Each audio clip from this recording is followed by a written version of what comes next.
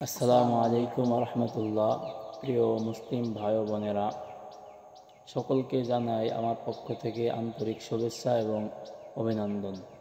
আমি একটি বিষয় নিয়ে আপনাদের সম্মুখে উপস্থিত হয়েছি।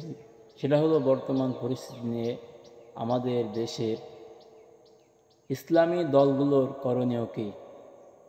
আমার ক্ষুদ্র জ্ঞানে মনে হয় এখন একটা সময় এসেছে যে আমাদের দেশের যত ইসলামিক দল আছে যারা রাজনৈতিক অঙ্গনে কাজ করেন, তাদের সকলকে ঐক্যবদ্ধ হতে হবে এবং সব রকমের দ্বন্দ্ব কলহ ভুলে সবাই এক হয়ে একসাথে কাজ করে এই বাংলার জমিনে ইসলাম কায়েমের জন্য সকলকে ঐক্য হতে হবে।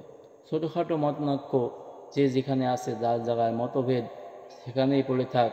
মৌলিক বিষয় আমরা আসুন আল্লাহর দ্বীন কায়েমের জন্য, ইসলামের জন্য, মুসলমানের জন্য, দেশের জন্য সকল দল মত ভুলে এক আল্লাহর জমিনে আল্লাহর দ্বীন বাস্তবায়নের জন্য সকলেই প্রচেষ্টায় লিপ্ত হয়ে যায়।